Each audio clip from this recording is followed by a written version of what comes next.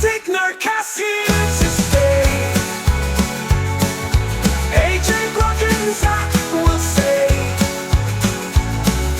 join the ride, don't fade away. Nerdy joy and full display. Hello, ladies and gentlemen, and welcome back to another episode of Frantic Nerdcast, episode number 71, I believe we're up to. Yep. I am AJ. I'm Brock. I'm Zach. And we're back with more frantic weirdness as usual. What have we got planned for today? We're going to talk about Department Q. I'm going to give my little my thoughts on Ironheart now that it's out and done. It looks like, AJ, you're going to have a chat about some IP-based board games. Yeah, well, I thought it was about time we talk about some board games because we never talk about board games. And I will be giving my reviews and thoughts on Ballerina and K-pop Demon Hunters. Oh, yep. Marvellous. Look at that. There's so much happening. That was a smooth intro. Look it at really that. was. We're professionals, mate. 71 episodes and we finally got something right. You watch us fucking derail it from here on I down. think it's already started. It's already started. When do you want to start? What have you been up to this week? Anything interesting? I painted Harley Quinn. Oh, yes. That's a good segue. It is. Good for nice work. As some of you who watch every episode would know, I'm still here. we'd like to have little painting competitions between each other. And this week we decided to paint a Harley Quinn statue. I believe we talked about it last week. I say but we decided, AJ decided, but it was a fantastic model, larger than we thought, but Larger than some thought. a lot larger than I thought. But it was rather simple to paint in the end. I went with a more complex paint scheme than I usually would ever attempt. Don't give hints away. No, I'm not. I've skew seen that all fucking three, vote. and complex doesn't give away for either three, so it's fine. But yeah, no, it was a lot smoother than I thought, so it was good. Yeah, so we will post those up on all of the socials, the TikToks, the Instagrams, the YouTubes, and you guys can put your votes in on, we usually do it on Facebook and Instagram for the votes, and we'll see who comes out victorious. I believe I'm at 2, you're at 2, and Brock is at 0? 0. Are you at 0 wins? Thereabouts. Plus or minus 1. Definitely the minus. So they should be up by the end of this weekend when you're probably listening or watching this episode. All right, well, let's get into whatever we want to talk about. Who wants to go first? I'll start off with Ironheart, get it out of the way. Let's talk Ironheart. I have questions about Ironheart just because of things I've seen on the Facebook. So I think a lot of people have questions about Ironheart based on the things they've seen on Facebook. All right, we're talking about some TV shows. We are talking about Marvel's new live-action TV series, Ironheart. Yes. Look, I think as an overarching, my thoughts on it is... Oh, sorry, wait 1 second. Spoiler. Oh yeah, there'll be spoilers at some point in time. I went into this not expecting too much. I enjoyed parts of it. There's definitely some scenes throughout the whole thing which are good.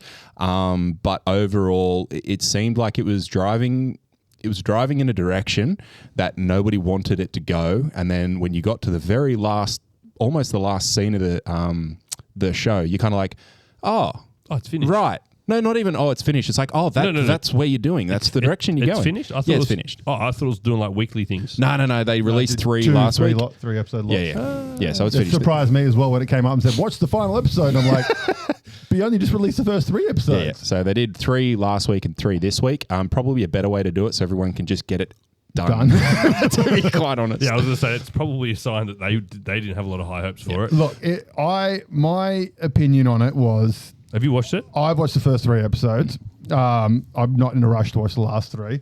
I missed the memo. So There was no basically, there's no memo. I didn't like the character from Black Panther. Yep. I felt Arrogant. It was arrogant. It was too forced, not deserved. Like Tony Stark deserved everything he did in the movies and stuff because had time. I understand they're trying to quick, we got to replace Iron Man kind of thing. And I believe that's what they did in the comic books with her as well. But I'll once you're done, I'll actually read a blurb that I went and got from Marvel's website as to Riri or Ironheart's background. So I'll get that blurb in a sec. And in this one, in the 3 episodes I watched, the whole time that character was doing stuff and you're meant to feel for it and all that kind of shit, I'm like, I don't care. I just do not give a fuck about you. And the fact that she can create an AI that scanned her brain and essentially a better AI than fucking Vision, which took two of the smartest people in the world to create, and she does it in a fucking bedroom. Like, it's just kind of that. I'll be honest. I'm fine. I'm fine with that component of it, because the idea is like always pressing forward. There's the next generation. That, so yeah. I wasn't as too hung up on that. What I was super hung up on, or really pissed me off through the first few episodes, is that she's a fucking criminal. Oh, yeah. Like you're not. Like, as you said, how you're meant to feel for her and feel what she's going through, and trying to not necessarily relate, but try and understand that she's going through a tough time, and therefore she has to make decisions, which ultimately ends up she's a fucking criminal. But that's where I was talking about. They're going in a direction which is kind of like, what the fuck are you doing? Like, the idea of you're setting someone up to replace Iron Man, and then it gets to the end and you're like, oh. and that's what happens at the end. Like, ultimately, I believe they are not setting her up to be the replacement of Iron Man. They're setting her up to actually potentially be more so on the bad side of things. Here's the spoiler. She makes a deal with Mephisto. Okay. That answers one of the questions, because one of the rumors was heavily linked that it was Mephisto was played by Sacha Baron Cohen. Yeah, Sacha Baron. So that's been a rumor for a long time. But Mephisto, everyone was just like, what's he going to appear in? Though? Yeah, like everyone knew he was going to be him. It was just like, what is he going to be? Because we were thinking he was going to be in WandaVision, weren't we? Agatha, sorry, that's right. Yeah. Yeah, so we thought that instead they put him in fucking Ironheart. Yeah. Essentially to get people to watch Ironheart. Which ultimately, that you're probably right. That's probably the reason that they did it. And I mean, it works in that it's Sacha Baron Cohen. He's fucking brilliant. When he steps onto the screen, just like, fuck yeah, every bit of him on the screen is awesome. He's not on it for long, but it's still great. Like, it's not a snippet. He's on there for several minutes, and they're long scenes with him in it. So it's good. But I mean, towards the end of the show, like, you get things like Riri makes a deal with Mephisto. So you're kind of like, oh shit, like, that's kind of just continuing what happened leading up to there, rather than giving her epiphany moment and tries to be good.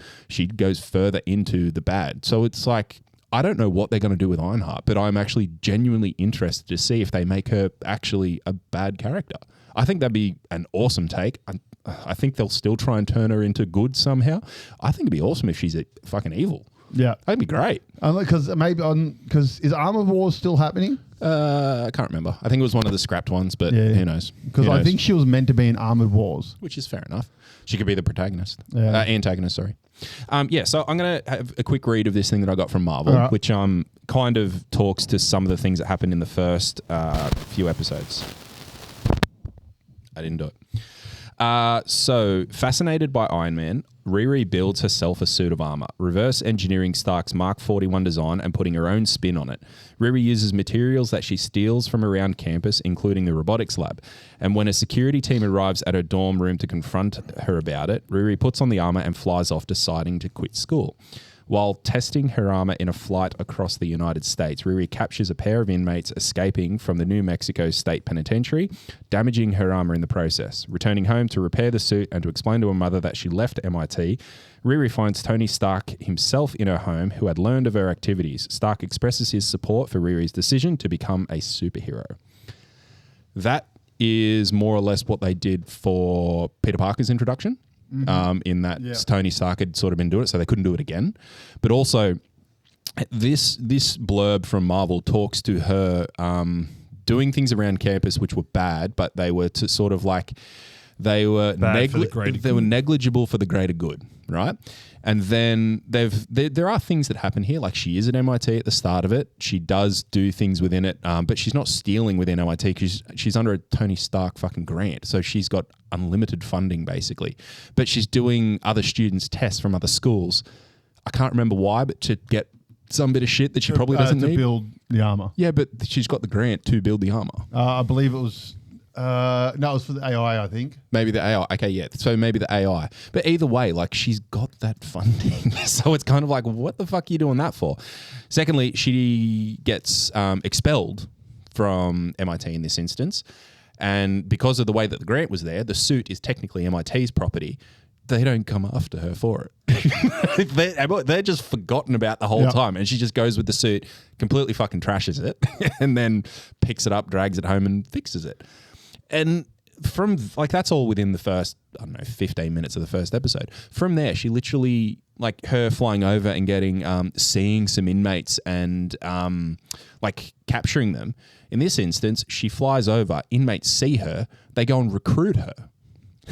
Like that's literally they're completely flipping these things. And one of the difficult things that I found through the first few episodes is that she, straight off the bat, she's sitting on the porch talking with can't remember who it was, one of the guys, and the brother. It was the brother. Yep. Yeah. So her best friend Natalie died prior to all of this, and it's like one of the key things that sort of builds to her And her dad and her stepdad.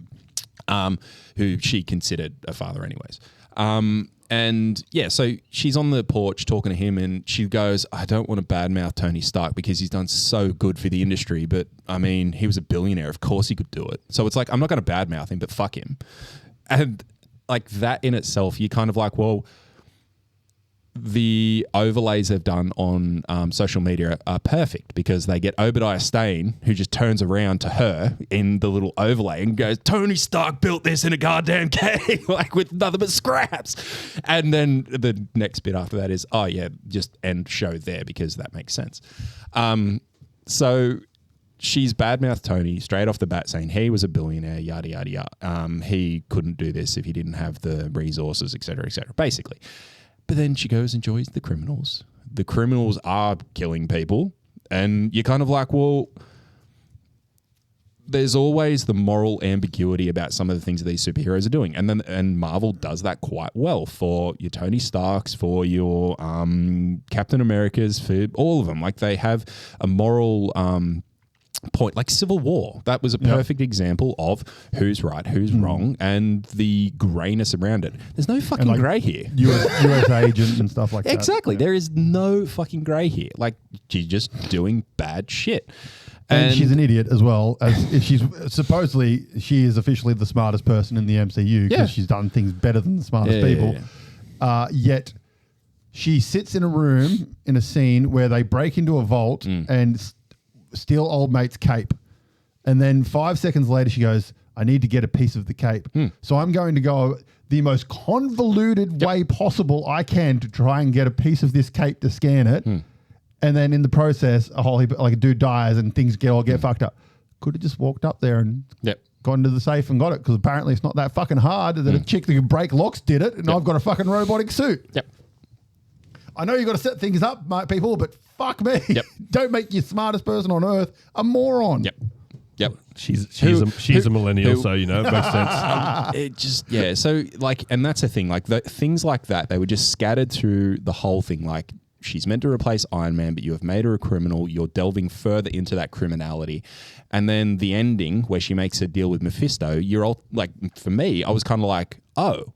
She's meant to be a bad guy. Like, you should have fucking had that so much earlier and carried further with that to sort of highlight she's actually like along the bad guy route. I wonder if this is like a massive long con though, and like there'll be something that reveals like someone met her at some point and got her to do double agent shit. But yeah, the reasoning behind her making a deal with Mephisto was really, really well done in my opinion. Because as AJ said, like she recreates the AI. The AI is ultimately her best friend Natalie, who is dead and like carries through and whatnot. So the AI dies because she imbues the Ironheart suit with magic because she needs magic to overcome Hood, which is dumb in itself anyways, and then makes a deal with Mephisto so that she can bring the AI back.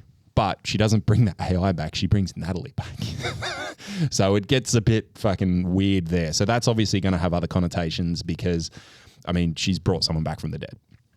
And the big thing about Iron Man, the comics, has always been a big thing about science versus magic. Yes. So, like, because his biggest villain is Fing Fang Foom. Yep.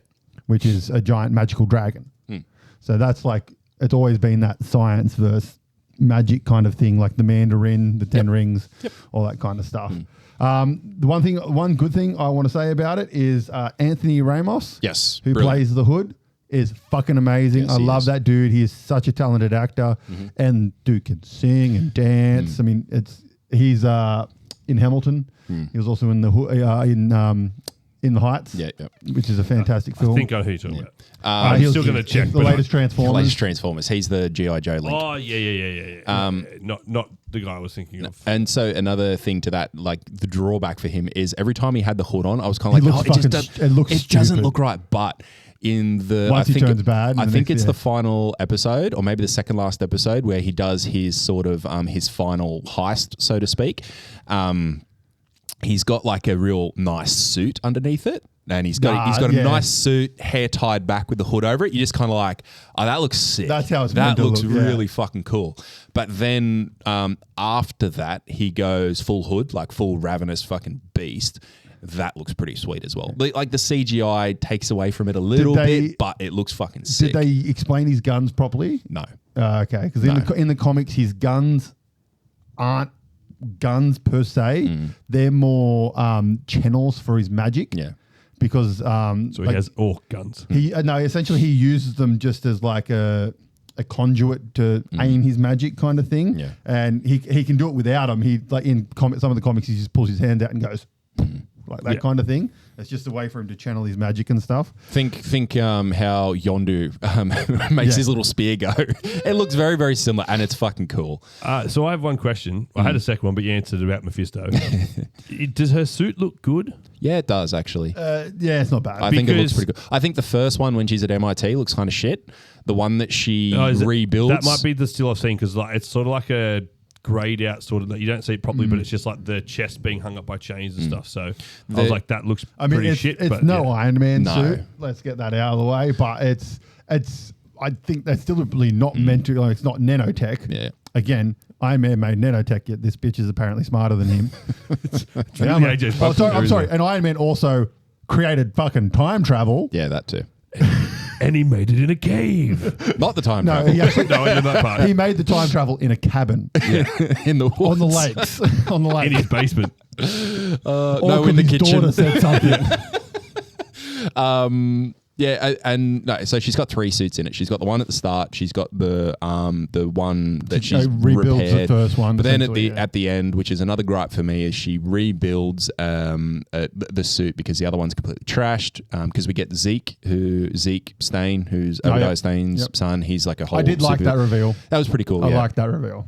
I unfortunately knew beforehand, but I forgot about it. So when I seen it again, I'm that's right. I didn't So that was know pretty that one. sweet. As soon as that was actually a surprise for me. They go, they say Stain. I'm like, oh, nice, good work. Now, when it came up with the Obadiah S, the baggie of his ashes, I'm like, oh fuck, that's right. He's bloody. But anywho, so yeah, he basically goes bad, gets bionically modified, which is something that happens kind of through the comics. It's pretty cool. His powers are pretty sweet that he does. He takes down Riri and destroys the suit. So she has to build a new one. But she builds a new one by a bunch of shit in her shop. The little crew that she has goes out and gets things and brings it back. Yes, they do make it as if time has progressed, but it seems like time progresses in like 2 days. So she built a full suit in like 2, maybe 3 days. She's very smart. She also imbued it with magic in that time as well. Yeah, very smart. Which was sure. And they, but then what I found funny, and I want to go back and have a look at the colorings, but she pulled apart like this, I think it was a Camaro car that her dad had given her at some point in time, pulled it apart, and it was like the colors that went into it. I'm pretty sure the colors are different by the time they get onto the suit. So you're like, hang on, what the fuck? Wasn't it a black and gold? It was black and orange. Yeah. Whereas her suit looks a different hue of black and red. So you're like, oh, okay, what the fuck happened there? But to be fair, it does look pretty cool. The magic component, so we get, I think it was Zelma, comes into it. She's Zelma and Louise? Sure. She was someone in the comics who had a brain maggot, and Doctor Strange helped her and then started learning the mystic arts that way. So there was a nice little throwback when you first get introduced to her. She's got like a jar of brain maggots and the mum says, how'd you get those brain maggots? So that was like a nice little throwback to the comics. But one thing that was funny is, or at least for me, is that I always forget when I'm watching like an Ironheart about the magic component to all of this shit. So when I started watching it, I was watching Ironheart, which is just about a girl in an iron suit, like making it and doing whatever she does. And then they go into the little shop. It's meant to be the magic. And she does this little trick, and I immediately was like, oh fuck yeah, like the magic and the. Of course, there's fucking magic. Doctor Strange. There's a fucking hood at the start of it. I mean, you've got the whole. Why am I surprised by this? Like it gets me every fucking time, and I don't know why. Me and my idiocies. No, the hood was my favorite part. Yeah, hood. My favorite until Mephisto.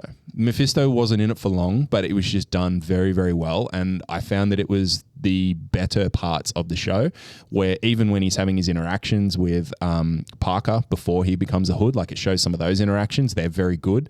The interactions with Riri when she makes her deal, they're very, very good.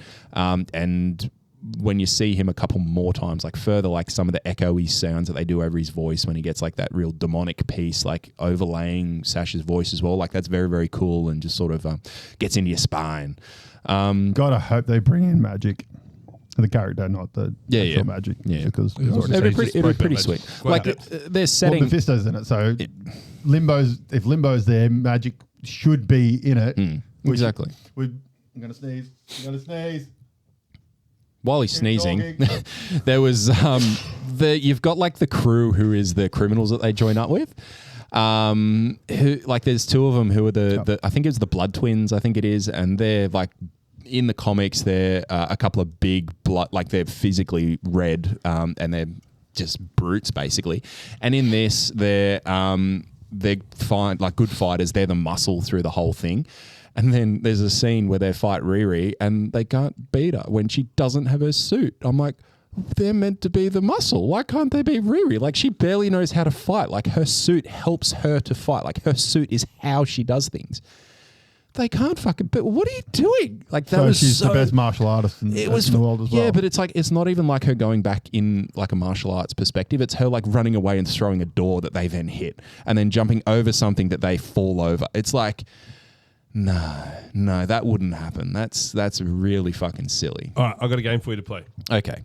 Because you've analysed the show in great detail. I spoke for longer than I thought I would. Yeah. All right, so answer very quickly, like 1-2 words, your thoughts on the components of it. So the storyline.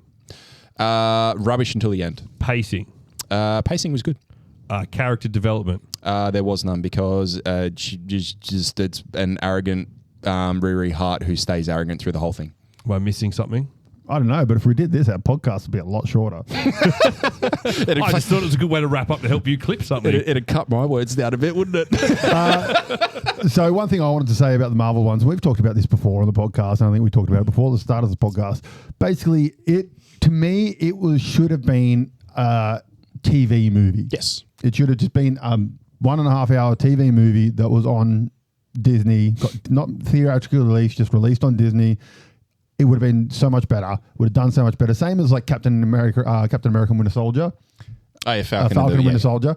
It should have been a movie. Like there's a few times Marvel have done this where it's like this should have been a movie, and then there's other movies that go like this should have been a series. Like the Eternals should have been a series. It would have been so much better as a series. Like Agatha, but Agatha had that. And that was a good thing to be a series because it had that it TV vibe. Series, like each episode targeted one specific thing, and then it moved on to the next part. It didn't drag on or like nothing felt rushed or dragging on in each episode. It was well contained. This should have been a series. Like it just there's so much filler in it. It should have been a movie. Sorry. Yep. All right. Off that, onto what do we want to talk about?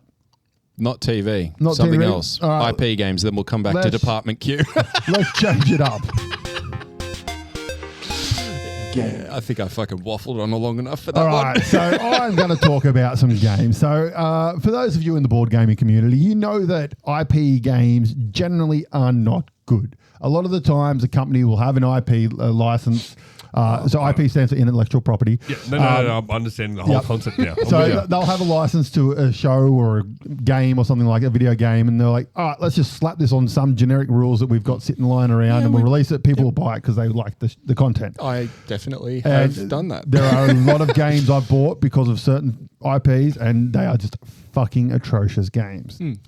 So instead of that, I wanted to talk about some of the good ones, some of the great ones indeed as well.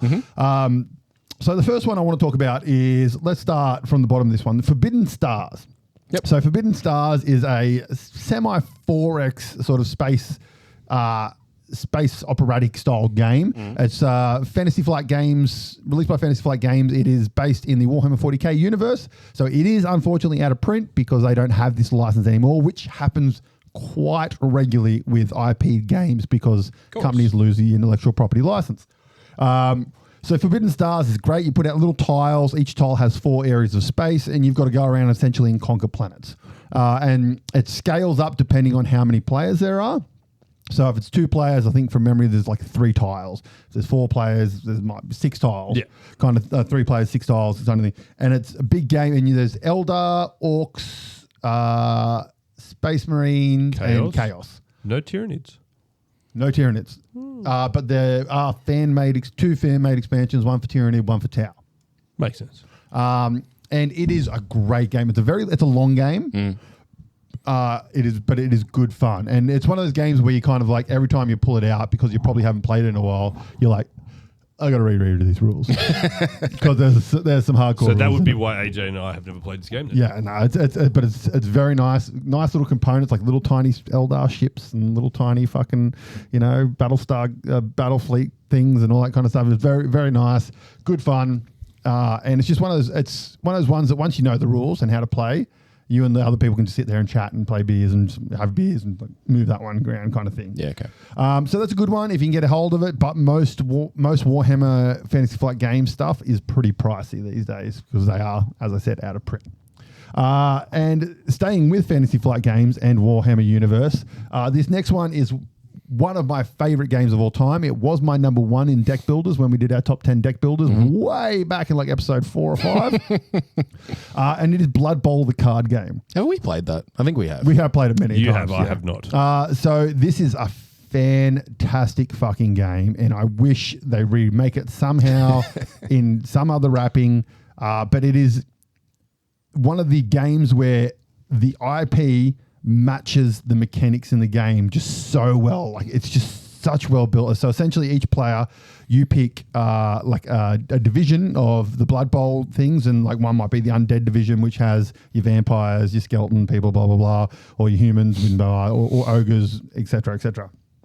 And you get like a small deck of cards of players, and there's little fields out, and each field has stars that you can win or like trophies or whatever, and you play a player to it, and they've got abilities which might let you tackle another player, so that you turn their car sideways, so their star power goes down. And essentially, there's balls that move backwards and forwards between each field, and you're just trying to area control the things in it. And it just plays like football so well. And then at the end of each round, you can draft new players from star player decks that you have from your specific faction. You get boosts that boost certain stuff you do, and it's just so much fun to play. And they had 3 small box expansions that gave you more teams, more rules, different ways to play the game, and it's fucking phenomenal. And there are also, again, fan-made expansions for this one that have another 10 or 12 teams that they released for it. Blood Bowl has so many different factions that aren't even just in like the fantasy range. Like they have like the North Range and like a bunch of. It is phenomenal, and I would play this any day over the actual Blood Bowl game. It is only Blitz Bowl. It is only a 2-player, correct? 4-player. 4-player. Okay. 2 to 4 player. I said Blood Bowl is quite a good game, but like it is an old game, and the mechanics they've tried to update here and there. You either love it or you don't. Blitz Bowl, I would play Blitz Bowl over Blood Bowl. Blitz Bowl is fantastic. I've never played Blood Bowl. I've watched a few things. It's essentially move up into a line and punch each other. Yeah. And then unless you're Lisbon or Skaven, in which case there's like hopping and things like that. And then I know that they released a Dungeon Bowl, but I don't think that took very well. The same. It's essentially the same game. But I always grew up with Blood Bowl was like your beer and pretzel of the Warhammer world. Yeah, okay. But like if I were to play Blood Bowl, the actual game, not the card game, I would play Dread Ball over Blood Bowl, which is Mantic Games' futuristic version of it, which is a much better game in my opinion. So off that one, on to a game which we have played, and I believe we have a playthrough on the channel, a Game of Thrones, the board game. I think we did this online. We did online. I don't know if we recorded it, but we will at some point. We'll do another one. This game is a fantastic game of, if you don't want to be friends with your friends after playing the game, this is the game you want to play. So essentially, at the start of the game, you will pick one of the factions from the Game of Thrones world, Starks, Lannisters, etc., and you'll have a big map of Westeros on the table, and you'll set up units in a predefined area as per the books. And then each round, you're essentially just trying to conquer Westeros. And all whilst that's happening, you have what are they called? The White Walkers? Oh, there's a track going that so there's like a deck at the top where essentially like things can happen and can kill you, units and stuff. But it's essentially a game of how well can you fuck each other over. Yeah. Which is just perfectly defines a Game of Thrones. Yeah. And it's just super, super duper amounts of fun. It's quick too. For what it is, it's quick. Yeah, it's not. I wouldn't say it's quick. No, yeah. But for what the type of game is, it's a heavy board game that is on the quicker side of the heavies. It's a better version of Risk, and some people might hate me for saying that because Risk is a very beloved game for a lot of people, but it is a better version of Risk in my opinion. Sure. But it's very well themed to the IP. It's still available to buy. There is an expansion from it. It is from Fantasy Flight Games. There's an expansion which gives you the Dragon Lady, Targaryens, Daenerys, and another one of the factions. I can't remember what they are. It was the green one. Yeah, and it gives you an extra part to the board as well, and lets you play solo, I think. Oh, yeah. Whatever. And if you don't want to go out and get the board game version, there is a digital version of the board game that you can buy, and it plays very, very well. Really good on solo. You can play online. We've played it. It's fantastic. Really good, fun game. Yep. I'll say, and then the other one you've got, which is Game of Thrones, is just that card pyramid game. Again, sort of not a fantastic, not a deep one, nice quick one, but it does follow that mechanic of like you got to block out your other houses and things like that to win the game. Over. So yeah, their tabletop war game actually looks pretty good as well. Yeah, I've watched Ash play it a lot on Guerrilla Miniatures, and it just never. It's not enough for me to want to go and purchase anything, but it looks like a fun mechanic. Yeah, see, I think story mode would be very good through. I struggle with rank and file games. I've always wanted to get into them, but then anytime I watch them played, they essentially just turn into a big square and a big square meet in the middle, and then they just stay there for 5 rounds. And it's like the old like Warhammer Old World and all that kind of stuff. Like they're all the same things. And I've tried to. I've never gotten into it. I want to get into Hobgoblin, which is the guy that did Gaslands. Yep. His rank and file game. It looks really good. So we'll see if they can get me into it. But yeah. I would say Old World has sort of, in our community anyway, like stalled a little bit just because the competitive balance just wasn't quite there. So okay. I think because of that reason, it was very much one meta based, and it was either dragons or level 4 wizards, whatever. I got into it. I never really followed through with it just because, I think I prefer skirmish games now. And also, I've never been keen on those minis anyway. Sure. All right, and the next one is another one which I just spent $180 on. Marvel United, or the United World, because it is now encompassing DC as well, as per their last Kickstarter. But background of this was pretty funny because AJ sent us a photo saying, "Oh, look what I just bought." I'm like, A, did your Kickstarter arrive? Or B, did you buy it off that guy on Facebook that I almost bought it off as well? So Marvel United essentially is... have like 6 locations around, and you'll have a villain that's trying to essentially fill up bad things on these locations. Just and take you have over a hero, locations. and you're moving around the different locations, and on your turn you'll play cards which will either let you punch people or do something at that location. It's a very punch, move, save people. I think it's a very simple game. Very simple game, to the point when it first came out on Kickstarter, I looked at it and I was like, this game looks fucking horrible. Like, it just looks like a card game, and they're just giving you minis in a hope to sort of sell it and get that FOMO happening. I in essence, it is, but it's a fun game. It's funny that you say that, because I remember having conversations, like, I think we might have shared the Kickstarter and go, "Oh, why would you bother with this? Like, it just doesn't look good." And then I think you found I found the X-Men set for $20. Yeah, dirt cheap. Yep. And you thought, well, why not? I mean, the minis alone, that's cool. painted them up. We played. We're like, oh shit, this is really fucking good. It's a really fun little game. It's easy. You can play it with your kids. It's a very simple game to play. It has different difficulties as well. So some of the villains are super easy to beat. Some of them are very hard. Like we've had villains just I was going to say, flogged the shit out of it. Exactly, and that's what one of the benefit is. Like to touch on, like how you can play with a broad range of people. Like if you're playing with kids, you go through the easier ones, and you can sort of go through it, and the kids will enjoy it. They'll sort of have that little bit of anxiety of, oh, will I get it? Will I win or not? But then you can build that anxiety when you're playing with an older audience by taking on the harder people to play, and they are genuinely fucking hard to actually beat. Like it is difficult. Like in honesty, the gameplay itself could be anything. Yes. Any IP. Like the IP doesn't really affect the game, but it is just a really good game. If you like little chibi miniatures of comic book characters, there are there have been 3 Kickstarters of the Marvel one, and then the 4th one was the DC one. Each Kickstarter... Game Found as well. Yeah, Kickstarter. Each Kickstarter has the base game, which comes with 10 miniatures, and then each one has had bonus content unlocked, which is easily 30 to 40 miniatures. Yeah. And then I think each one has had like 5 expansions, which have like 10 miniatures in it. So there's easily like 400-ish miniatures that are out for it. So 400-ish characters you can play.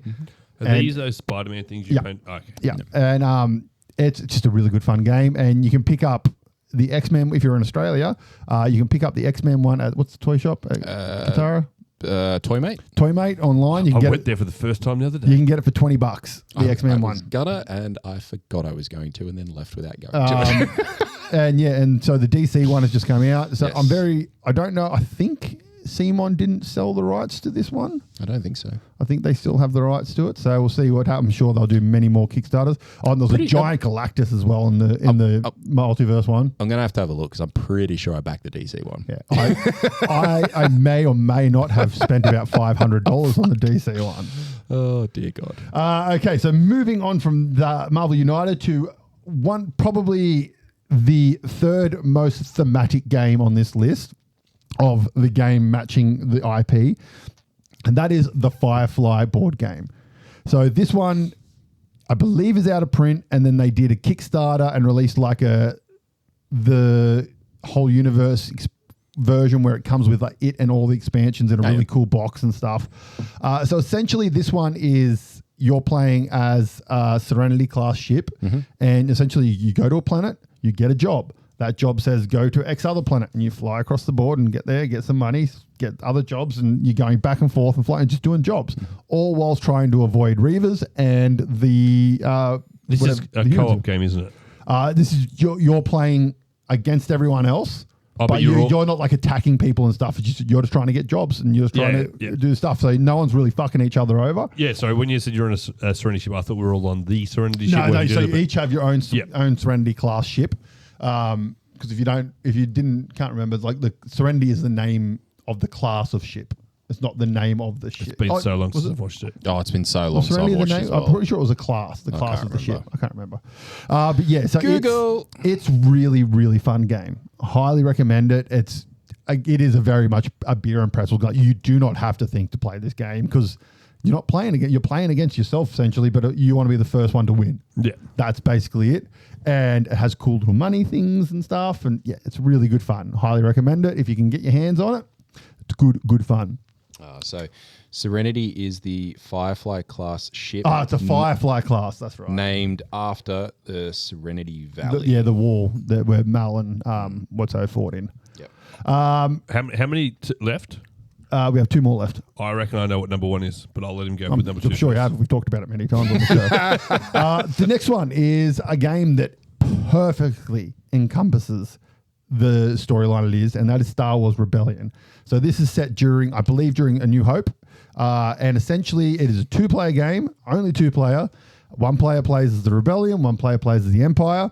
The Rebellion starts on a tiny little piece of the board, and the Empire takes up like a whole half of the board. And the Rebellion essentially they go through the deck of planet cards, and they pick a planet, and that's where their hidden base is. And the Empire's job is to find that base. And the Rebels' job is to make these two markers connect to like that they've escaped kind of thing. Yep. And essentially you're going around, you're deploying new ships, deploying units on bases and on planets, and then Empire can put there and defeat the rebellion and stuff on it. It is so fucking Star Wars. It's not funny. And it's really good fun to play. I've said this before on the channel. Me and Amy played, my wife played it once.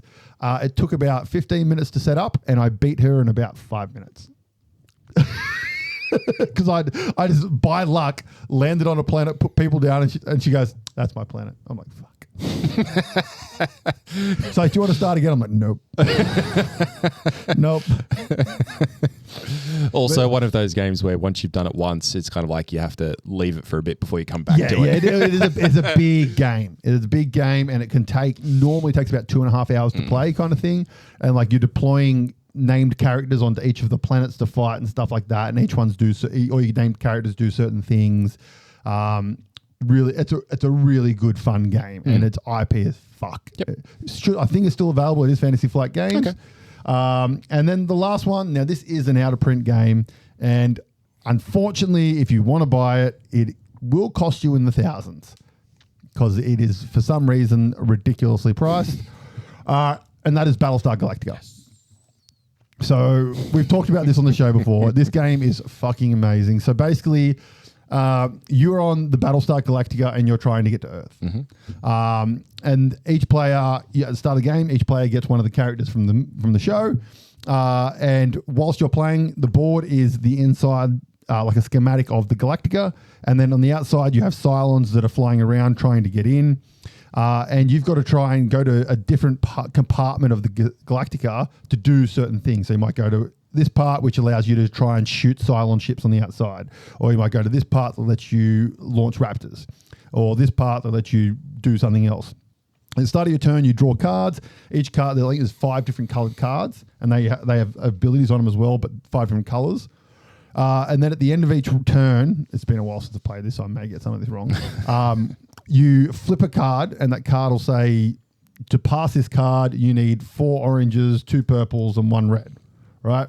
And then so each player is like, oh, I can contribute 2 oranges. And they're all, I'll put in 3 blues kind of thing, whatever you're trying to do. Everyone puts them in, that deck gets shuffled, and then you flip them over, and you see if you meet them. If you meet it, all good. If bad things happen, then more Cylon bad things potentially can happen. And the reason this is good is because one of the players is a fucking traitor. But you don't know that they're a traitor.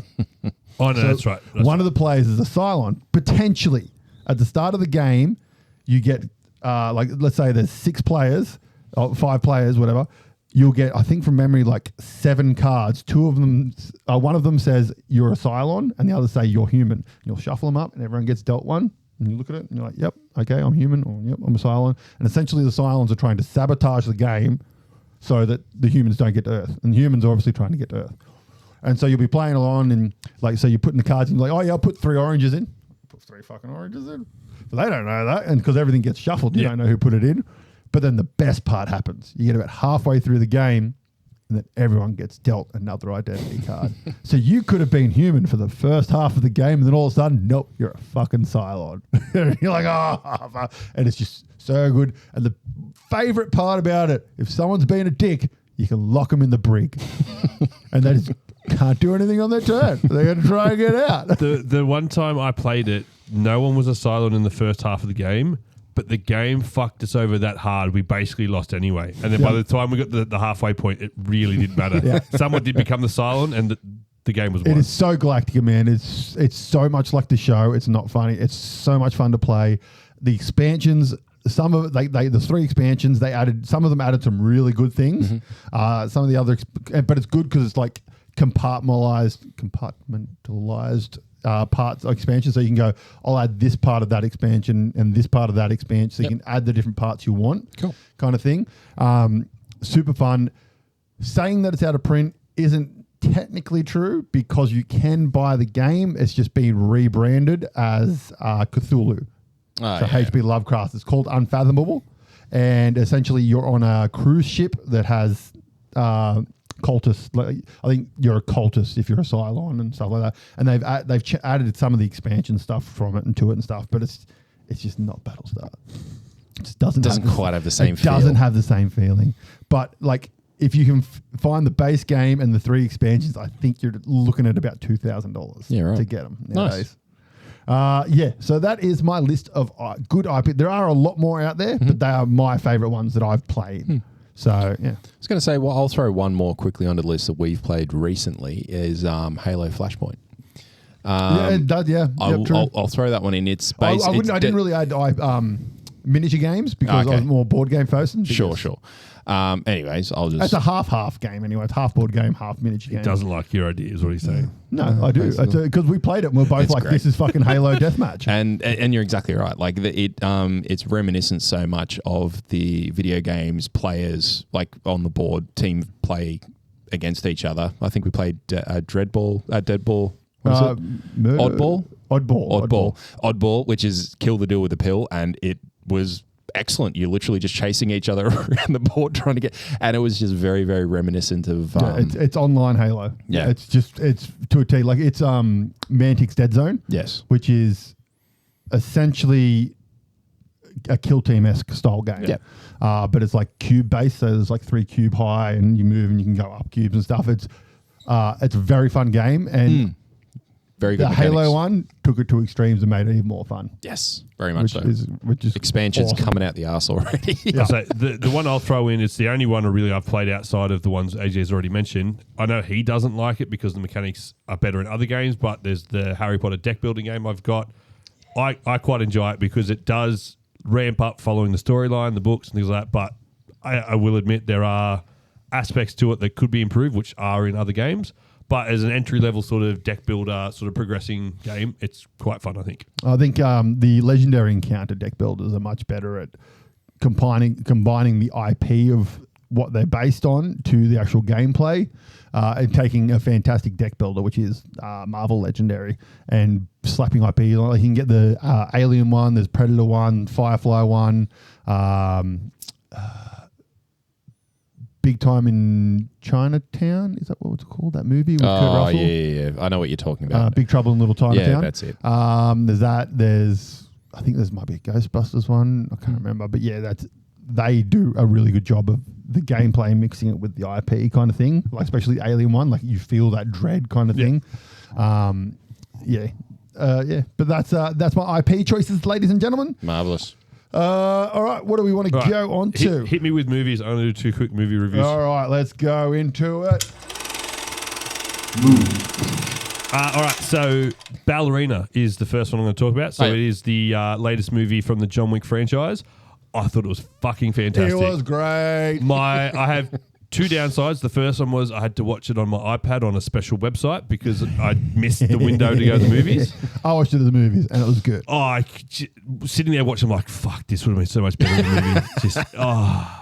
And the second thing was the only thing I think the movie missed throughout the whole thing was just some of the one-liners that John Wick had, just to bring that little bit of levity to it at times. But other than that, it was fantastic. From start to finish, it was a John Wick movie. Yeah, okay. But it still had enough little twists to make it different. It was the one my thing I loved about this movie, and do you care about spoilers or No, I don't care. Okay, so basically the movie Spoilers, everybody. So it starts with young girl, and there's a dude who is essentially like an assassin. He's part of the Romanov. No, he's part of that clan. Yeah, he's the outsider that marries into this clan. He's part of this clan, right?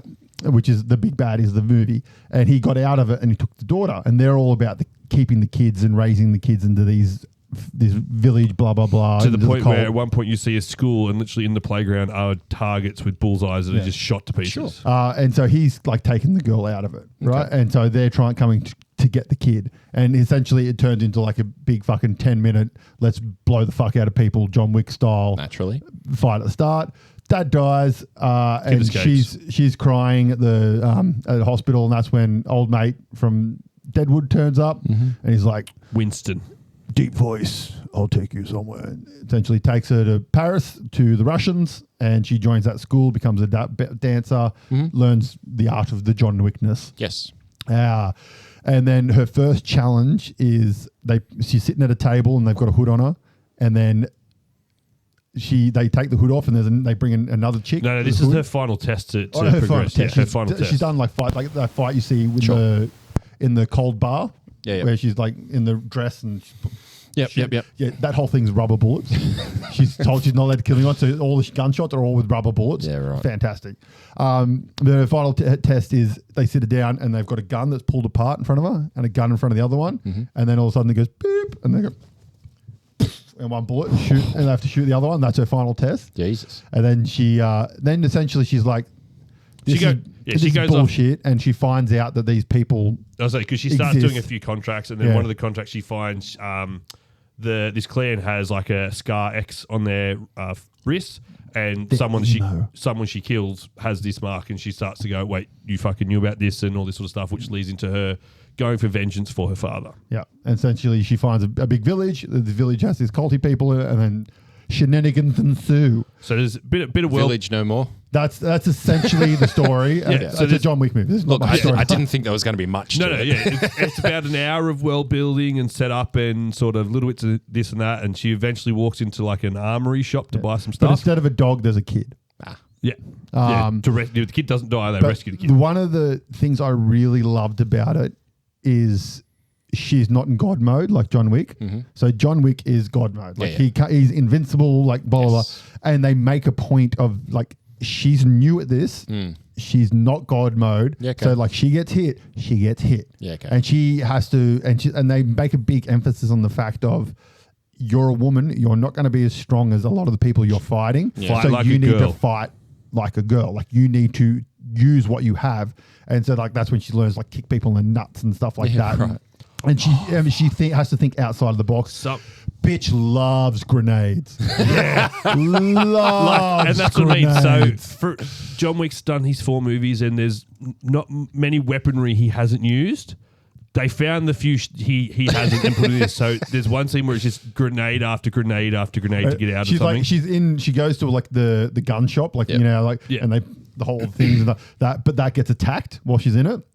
And then so she's like running through all these different rooms and she just finds a bag full of grenades. She's opening crate after crate, just guns, no bullets, just guns. And then, grenades. Oh, this all. And there's one shot where she goes into a room and she busts out the door and fight. So she punches this guy and like she knocks him behind the door. She pulls a grenade, shoves it at him, closes the door and hides. And it goes boom. It's like one, she puts it on a dude and pulls, and he just explodes into nothingness. The best one where she sort of like has the bandolier of grenades and sort of pulls the pin on one, wraps around his neck and like jumps over him.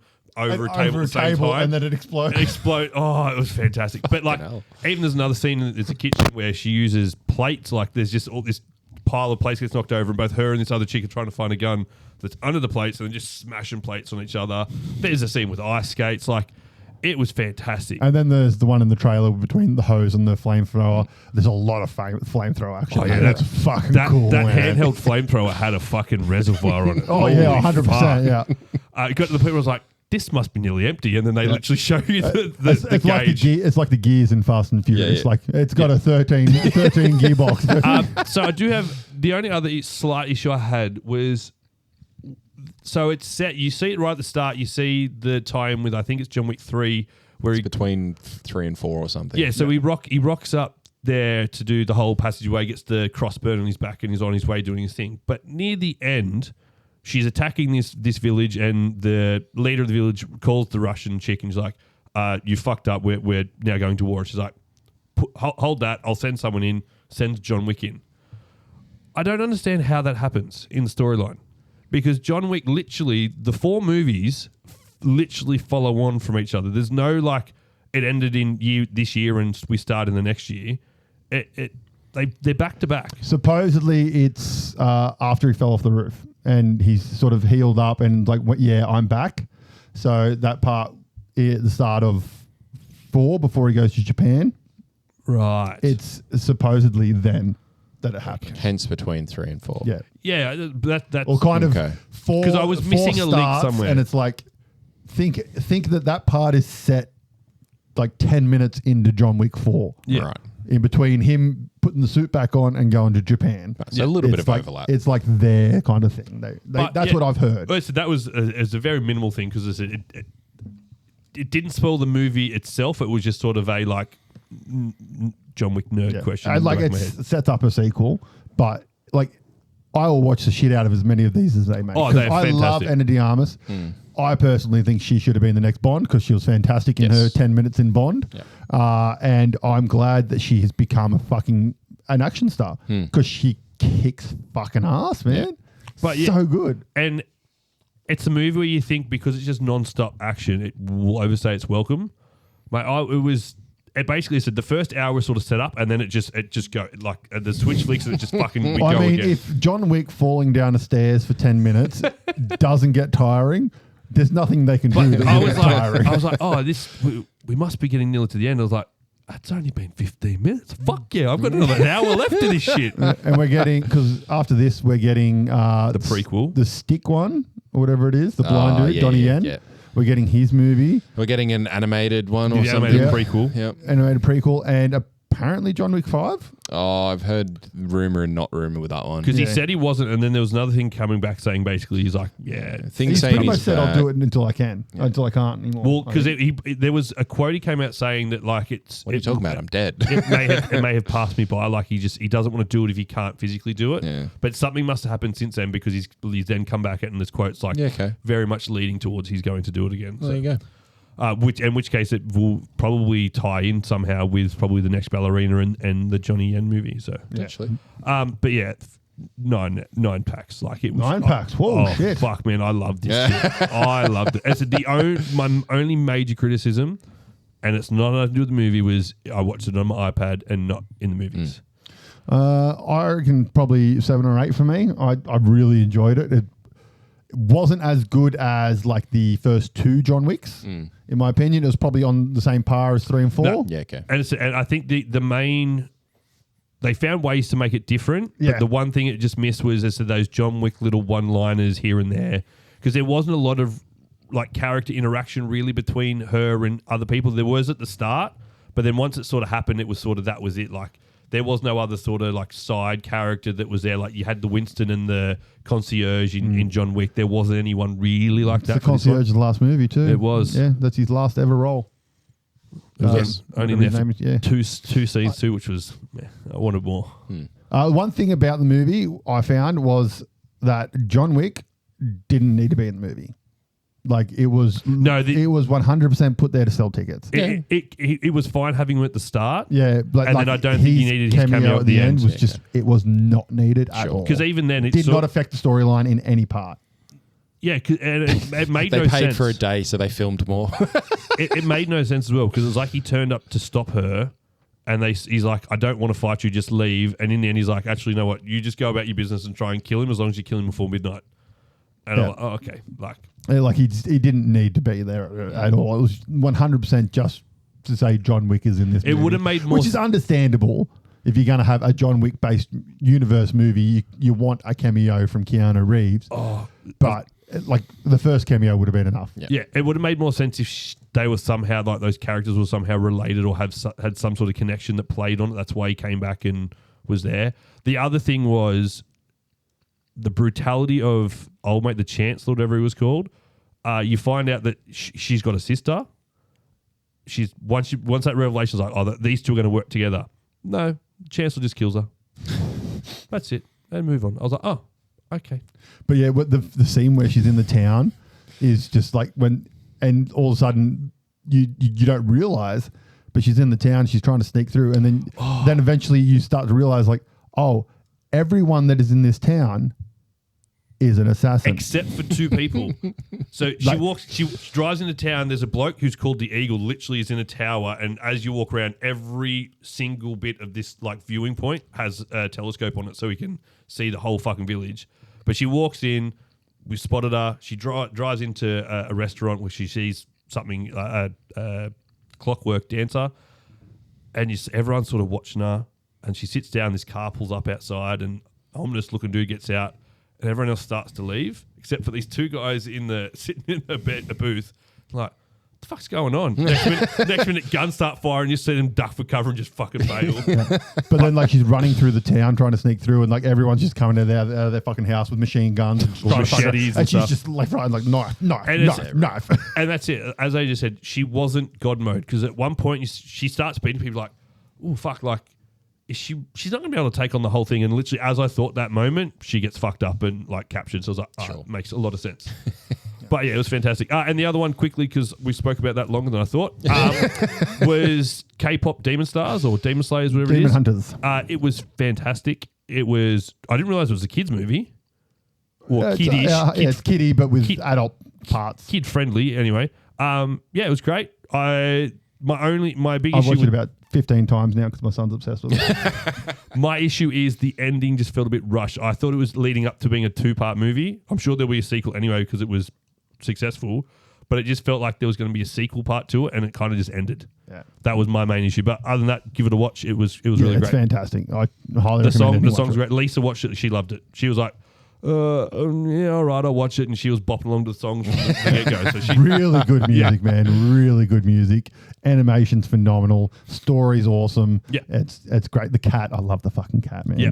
It's, Yeah. There's this, it's like a demon cat with like these huge fucking eyes that take up most of its face, and it just looks like an idiot. And then like there's a bin that falls over, and the cat's like trying to put the bin back up, but every time he does, it falls back over, and he just keeps staring at it, trying to put the bin back up, and it just keeps falling over. And he just like put the fucking bin up, and it's just like he's falling over. Oh. there's a demon crow as well. It's like a normal crow until it like opens one eye, and then like a second eye opens, and a third eye opens all on the same he side wears of the face. It's like, oh, fuck.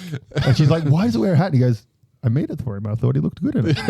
But yeah, it's really good. I recommend everyone go and watch it. So Cool. All right, let's. I don't know. You want to do some rumors, or you want to talk Department Q?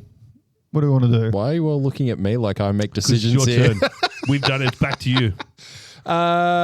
Let's do some rumors. Let's do some rumors. All right. I will start off. Supposedly, Lego are releasing an X-Files set. It's going to have monsters. It's going to have Mulder and Scully. So That'll be sick. yeah. If it's true, I hope it is. But yeah, it looks very impressive. So here we go. There you go. Oh, so there was some images that came with it as well, or I don't know whether they were just like someone made them or anything like that. So I don't know how true it is, but it looked pretty cool. I'm going to follow along with something along those lines. Weta Workshop has got some IP for Warhammer, and they have released 3 helmets or 4 helmets. They've had the IP for ages. They did the massive. Oh, very nice. So they will be human size, and Yeah, they did the massive statues of Old Mate from Space Marine 2. Oh yeah, Yeah, cool. they did massive, big, limited edition statues. But yeah, I you saw get. those. I was like, well, I might get the orc one because that looks fucking sick. I don't know what Lisa will say, but oh well. money.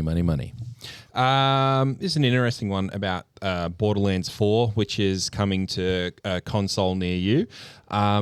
They've released an Echo 4 bundle, apparently, and it comes with a whole bunch of extra shit. So a big statue, it's got some lithograph prints, it's got a cloth map that you get as well, like a little pendant, so this little booklet for it and whatnot, and it's a collector's edition, so to speak. And apparently Borderlands have done this little thing, and they've put a little bit on the bottom of the collector's edition that everyone's buying for Borderlands 4, and it says game sold separately. So I don't know how legitimate this is, but when I seen it, I thought that is fucking incredible. Like, people are buying that for the game and the other shit because it's cool to get with the game. So if that's a legitimate thing, that the game is sold separately with this collector's edition, that is fucking wild. I'd believe it.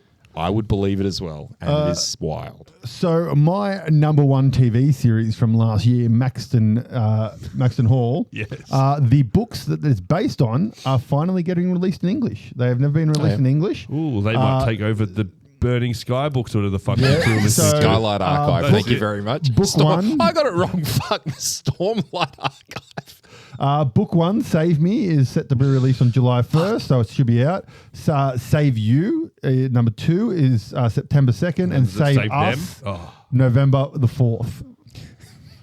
There you go. I just want to shout out a video game that I've come across that I fucking want to play because I think it would be fantastic. It's a musical horror game. So think about like a Crash Bandicoot style game. It's called Billy Bust Up. You play as like some weird rabbit unicorny thing. I've seen. Oh, yeah. But like, so it's Crash Bandicoot style where you're running and having to dodge shit and stuff like that. But They've horror themed it. The music sounds fantastic. It's like a horror musical. I can't explain. I'll send you guys a clip of it, but it just sounds fantastic. Like I reckon I'd be bopping along to the song and die 1,000 times because I forget about the actions and just be worried about the song. Yeah, if it's the one that I'm thinking of, it's what got like the view of you're running towards the screen and bouncing across the different piles, like sort of over a water type thing. A rail game like Bandicoot, though. Yeah, and just a massive entity, so to speak, in the background with like this eerie music over top. It looked fucking cool. If that's the one I'm thinking of, then it is. And then like you're running and some points like the orientation will turn and so all of a sudden like you run on the wall or upside down and stuff like that. Like it just looked like a fun, cool game. So not I don't think would be very like challenging in terms of what it is, but it seems fun. So a cartoon that I grew up with, The Land Before Time. Many of us grew up with little dinosaurs. It's one of the cartoons that played into a lot of 90s kids' trauma, I believe. That The Lion King. The Lion King. People wonder why there's so... anyways, we won't open that fucking... go down that rabbit hole. They are releasing Funko Pops for all of the makeup. To be honest, I'm surprised it's taking this long. With I Funko know, Pops. but fuck yeah! Like my brother sent me this the other week, and I forgot about it. Yep, you can get them all. Petrie, Littlefoot, Petrie. I can't remember, but yeah, you can also get one of the big ones as well in an extra large pack. So yeah, there's some money to be spent there. The movie 13 Ghosts was a fantastic horror movie from back in the day. You spoke about this the other week. We did, yes. I've recently discovered that it is getting a TV show. And it'll be I think that's what we spoke about the other week. It'll be a 13-episode TV show, each episode based on one of the ghosts. Yeah. So I'm looking forward to that because that was a great movie. All right, Batman time. Marvelous. There's been some concept art come out for Batman Brave and the Bold. Yeah. I don't have the picture because it's the picture I've got is just random stills of other old editions of Batman characters, but it looks like it will be including more of the Bat family, which is cool. And then Giancarlo Esposito is down to play Mr. Freeze as the main antagonist of the next Batman 2, the Matt Reeves one, and the League of Villains is going to be in it. Yeah. We'll see League if of this movie ever Assassins gets. or it's meant to be Mr. Freeze is going to be the leader. Freeze Clayface will be there as well. Hollywood So okay. Yeah, okay. So just a Rogues Gallery extended type thing. Yep. I can't remember if I said this last week, but yeah, it's cool. Fear Factor. Johnny Knoxville will host the next chapter. I'll strike that off mine. that will be amazing. That'll be sick. Yeah. Bring it I on. loved Fear Factor. That was a good one. I'd forgotten about it until I seen this. I'm like, fuck, that was a great show. I liked the early seasons. As they went on, it was going a bit too far with some of the things. I was like, yeah, I'm just losing interest. Did you ever see the clip that was kicking around when Joe Rogan was hosting and one of someone fronted up to him? Because it was a fighter of some kind was there on like one of the we'll get people who are something onto the show, got a bunch of fighters, and he fronted up to Joe Rogan not knowing that Joe Rogan was actually a fighter himself. Yeah. So we don't fuck with Joe Rogan. Yeah, so we fronted up to him and he's got him in a I think it was a Muay Thai headlock or whatever, and he's basically going, dude, you want to fucking let go of me now? Otherwise I'm going to fucking hurt you. This is all on the show.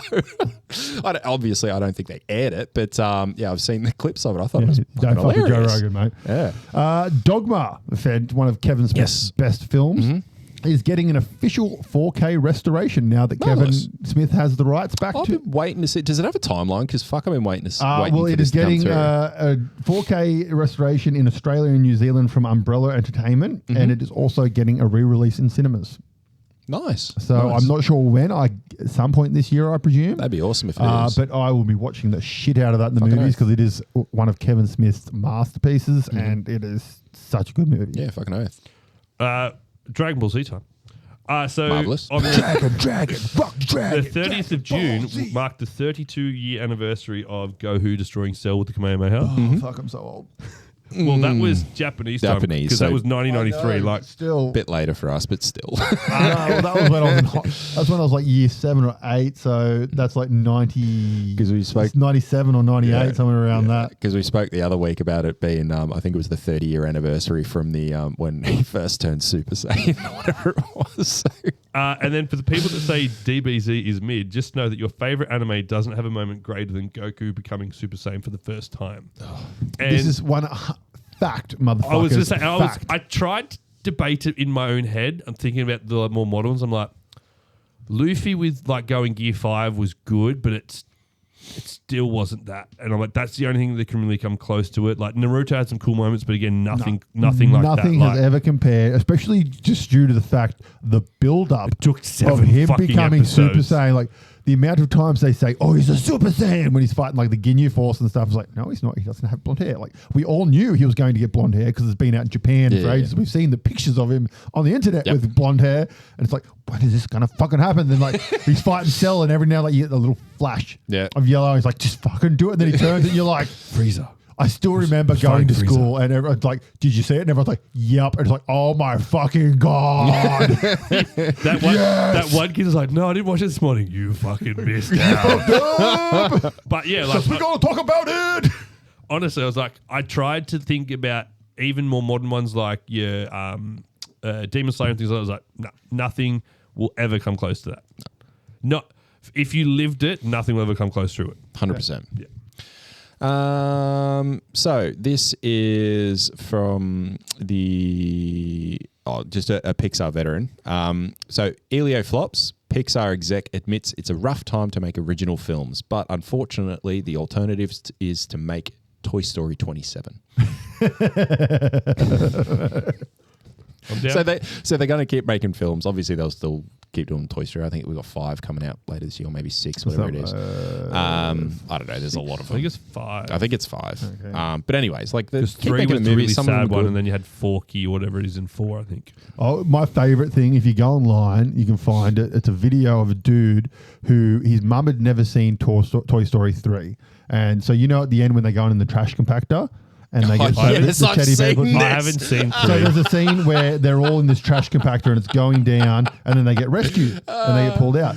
This dude's mum had never seen it, but the rest of his family had. So he's got the video, he's edited it, yes, and he yes, put the sorry. end at that part and it just fades to black and goes to the credits. And he showed it to his mum.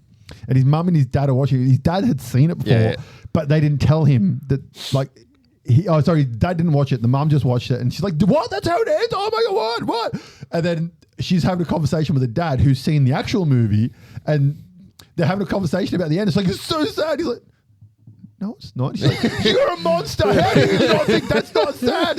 It is so fucking funny, I haven't seen man. the extended part of that clip there. I've only seen up to the it point is where it's like she has the meltdown. so funny.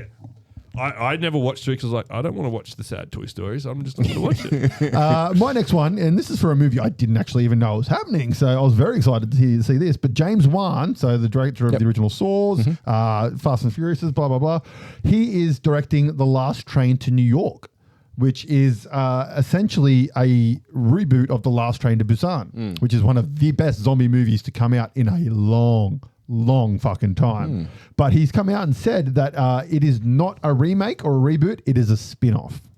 Okay. So essentially it is based in the same world as The Last Train to Busan. And if you haven't seen it, get on Netflix, watch it. It is so fucking good. It's a zombie movie and essentially they get on a train, the train's going to Busan, and Zombies zombie ensue. outbreak happen on the train. And whilst outside world zombie outbreaks happening, they stop at a couple of stations, the zombies and stuff, blah, blah. But it's so good. And they do one of the best things I've ever seen in zombie lore. And that is when the sun's out, the zombies don't move. Oh, sorry, other way around. When there's no sun, the zombies don't move. So nighttime. when they go through tunnels and stuff like that, it was one of the two ways around. I can't Because they remember. do something similar in I Am Legend. Yeah, and like they just they just sit there and Yeah, they stand do. still and just don't move. Well, they're vampires, and I am. Yeah, I know they're not, but yeah. But yeah, it is Yeah, a I know. sensational movie, man. Like it is up there with 28 Days Later. Yeah, right. As Okay. one of the best zombie movies ever made, I reckon. I'll have to give it- I haven't It's actually seen it. I'll have to give it a phenomenal. go. And there's a sequel to it. I haven't watched the sequel, but I heard it wasn't as good. But yeah, so we're getting a James Wan Americanized version of The Last Train, and it will be amazing, I'm sure, because James Wan is amazing. All right, so WWE wrestlers making cameos in pop culture. Yep. So we had Seth Rollins, obviously, in Bets last week. He's also in All That Remains new film clip. Is that what you're talking about? Oh, yeah. Okay, there you go. He's in All My Friends music clip for A Day to Remember. And then I have another one. Shooting a flamethrower. It looks pretty cool, which again is from his entrance from one of the WrestleManias. Yep. And then Roman Reigns, another wrestler, will be fighting alongside Jason Momoa in Street Fighter. Yes. Yes, I've heard that. He's who's he playing? I can't remember. Is it Guile? I've seen it, but I can't remember. Read that part. I just didn't screenshot that part. Yeah, I can't remember. There's another wrestler in the movie as well. I think there was. I remember reading 3, but I can't remember who the 3 of them were. Might have been Cody Bryant. He's rumored to be Guile. Yeah. That's who was playing. Cody Rhodes? Yeah, Rhodes, sorry. Yeah. I think I've mixed 2 wrestlers there. Right, so something that's been kicking around on the internet the last few weeks is the death of Marge Simpson on The Simpsons. Oh my God, this is so bullshit. If anyone goes on the internet and actually Googles, you'll actually realize what the fuck it is instead of just going, It's like, even from the shot that I seen though, it's like it's in the future. Yeah. So it's kind of like, how many times of things like this? It's the fucking Simpsons. Like, none of that shit is canon whenever they go forward. Like, it's the Simpsons isn't canon, like from episode to episode. So why are people getting upset by it? Like, the amount of flashback that I seen, because when I first seen it, I'm like, fuck, they've killed off Marge? What? Yeah. Oh, and then I'm like, no, they didn't. I'm like, what the fuck are you talking about? Like, anyways, I just thought I'd raise the way that people can just get caught up in these fucking weird sense of idea of what's happening in a non-canonical fucking TV it's just show. people in general. They latch onto something scary and they run with it. I.e., like they had to actually give press releases on this shit. It's like to say it's because people don't look into they'll see the title of an article. And that's all they read. Yeah. They read the title. They don't actually go in and read the article. You go and read the article, you're like, oh, it's a flash forward for fucking 20 years, and the kids are old. She dies, and then she goes up and makes out with fucking Ringo Starr. Exactly. And they've done several of those. That's a nice callback. They've done heaps of them, like all over the place with all sorts of different things. But anyway. All right, my last one. So this is the Gundam TCG that we're getting coming out. Yes. So the starter sets are released this week or next week, I think, and the booster boxes for set 1 are released at the end of this month. Mm-hmm. Now, apparently, according to a lot of the groups on Facebook and stuff that I'm a part of, a lot of store owners and stuff are on there. This is most of them American, from what I can tell. A lot of people are getting fucking screwed over by Bandai on their set release. So I've been reading things where people, stores have ordered 150 booster boxes and they're getting 20 or they're getting none given to them and stuff like that. And just Bandai just no, sorry, you didn't run a get started event, so we're giving you no stock. That's upsetting already, because cards in general in Australia, it's probably a lot better in America, but cards in general in Australia are fucking hard to come by. Yeah. If the game is popular at all, it's so hard to get any So a lot of the groups on there, I've seen a lot of online stores. Obviously, they can't run get start events and stuff, so apparently they're getting nothing. So they're having to refund pre-orders of 100 booster boxes. So in America, it's $80, $90 American or something to 100 people. That's a lot of money that they had inputted into their business that's now just got to be paid back out, kind of thing. And it's fucked. Yeah. It's fuck Bandai, man. Apparently they did the same thing with One Piece as well. It'll be interesting to see if there's any flow-on effect for them as a result of this, where they might have to come out and fix shit or something. Apparently I read one of their statements was, we didn't expect the game was going to be so successful. Well, they knew. I mean, of course you fucking knew. Look what happened to your beta boxes going online and selling for fucking thousands of dollars. Of course people are going to fucking go mental over it. Exactly. And card games in general these days, it has a big IP like Gundam, is going to go fucking successful. Exactly. The Australia tax on shit like that, it just upsets me. Yes. It just so upsets me. Anyway, so moving on. So about time we talk about a bit of Pokemon. Gotta catch 'em all. Actually, it's not card related, it's manga related. So in the Pokemon manga, the Pokeballs are translucent, it's see-through. You can see the Pokemon inside, and I think that looks sick. That's awesome. Oh, cool. If that was to come around. And my other very slight anime is Black Clover, which is a fantastic fucking anime if you haven't watched it. It's finally getting new anime news coming July 7. So we went on hiatus. Well, yeah, Anime Expo is coming up, and apparently there's a lot of announcements coming out. There's going to be some fucking baller things. But yeah, Black Clover, if you haven't checked it out, watch it. Okay. I'm going to rattle off a few things. So we've got the game Dice Throne. We've played it before. I've got a Marvel version, which is awesome. It's basically fancy Yahtzee. Yahtzee with where you attack superpowers. people. Yeah. Premiering at Gen Con 2025, they are bringing out Slam Throne. So think back to your old Tarzos and Pogs where you're actually playing the game in that way. So yeah, they're bringing that out. It's because Pogs made a comeback this year. The actual real Pog company released Pogs again. there you go. I miss Tarzos. Yep. So Made eating chips fun. Yep. So they're bringing out a game coming out this year, available from Gen Con. I'm sure that they'll do something on the back of that. Whether it's I loved playing Pog and stuff at school with you get the slammer and you flip it over and fun. Oh, it was so much fun. Godzilla -1 sequel begins filming August 2025 with new monsters teased. I did actually also see a concept art for Mechagodzilla in it, and it looked fucking awesome. Mechagodzilla. And the last one that I had, this is not a rumor, this is just something my brother sent to me and I thought was hilarious. So following the naming convention of Spider-Man, so you've got Spider-Man Homecoming, Spider-Man Far From Home. I hope the third one is Spider-Man Home Alone, and it's just Peter on his own trying to protect the Avengers compound from the Sinister Six with complex web-based traps. Now, obviously, this is quite old because it's talking about number 3, but how fucking good would that be? That would have been the best movie ever.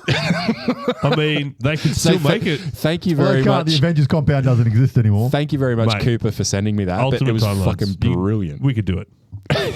That'd be an amazing. Make the cartoon version. I'll watch the cartoon version of it. How fucking good would it be?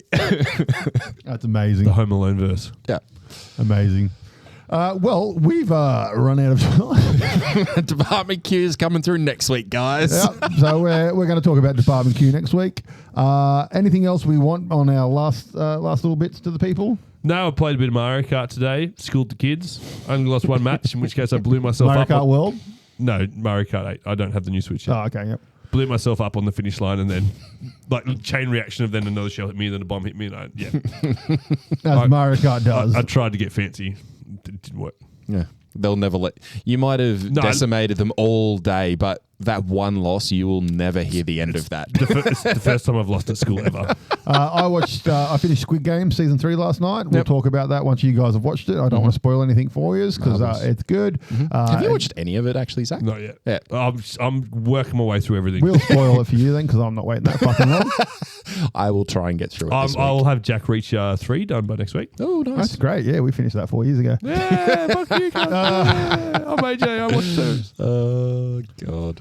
Yep, that's about it then. Yeah, it's about it. Okay, well, make sure you head to the socials, TikTok, Instagram, Facebook, YouTube. Make sure you like, share, subscribe, all that fun stuff. And we will see you next week for another Frantic Nerdcast. Peace out. Catch us. Hey guys, thanks for listening to Frantic Nerdcast. You can find all our latest news and information on Facebook or at franticnerdcast.com. You can find us on Instagram at Frantic Nerdcast. Find AJ at Weird Art by AJ. Find Zach at Frantic Kaz and myself at Frantic Brock. Please make sure to head over to our YouTube channel and subscribe for more YouTube-only content like Sequelize It and Plays Games.